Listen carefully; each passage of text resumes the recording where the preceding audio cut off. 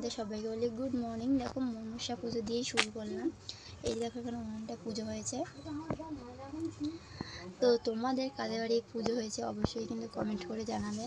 আর এখানে পুজোটা হচ্ছে বাবাই করেছে। তো তোমাদের একটু পরে দেখাবো কি রান্না হবে। আমাদের এখানে এই যে পুজো হয়েছে, মনসা পুজো। এখানে এই যে এটা হচ্ছে ডাল চচ্চড়ি করেছে, এটা চিংড়ি ভাজা, এটা ঠাকুরের জন্য, ঠিক আছে, এর জন্য অল্প অল্প করেই দেখাচ্ছি। এটা ওই যে পুঁই শাকের চিংড়ির ঘন্টটা, এটা হচ্ছে চালতার চাটনি, এটা পায়েস, এটা সব রকম মাছ ভাজা, এখানে পার্শে মাছ আছে, কাতলা মাছ আছে, রুই মাছ আছে। আর ভাজাগুলো এই যে বাবা এখানে দিয়ে দিয়েছে পরপর। এই ছিল আমাদের মনসা পুজোর রান্না। দেখো মেজ দিয়ে আসছে কত দূর থেকে, তার জন্য সাজিয়ে গুছিয়ে রেখেছে। এখানে রান্না হয়েছে, এটা হচ্ছে পায়েস, এটা হচ্ছে ডাল চচ্চড়ি, এটা ওল দিয়ে মাছের তরকারি, এটা চিচিঙ্গে ভাজা, আলু ভাজা, এখানে ঠাকুরের একটু ভাত দিয়েছি, বেগুন ভাজা দিয়েছি, ভেন্ডি ভাজা দিয়েছি, পটল ভাজা, পার্শে মাছ ভাজা, কাতলা মাছ ভাজা, আর এটা হচ্ছে চিংড়ি কুমড়োর তরকারি।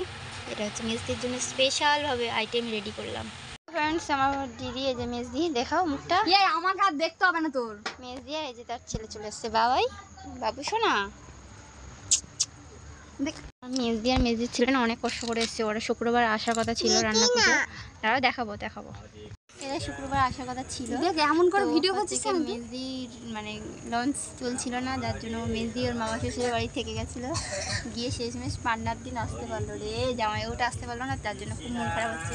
এলে একটা ফুল ফ্যামিলি মিলে ঘুরতে যাওয়া হতো, ফুল ফ্যামিলি মিলে ঘুরতে যাওয়া হতো বাইরে কোথাও। কিন্তু কোথায় আর যাবো, কোথায় যাবো? তোর বাবা আসে না কেন বল? তোর বাবা আসে না কেন?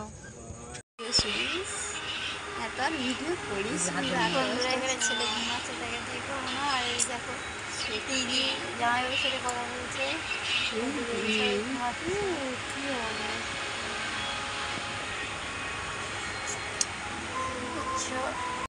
চলো তোমার সবাইকে tata, bye bye, good night.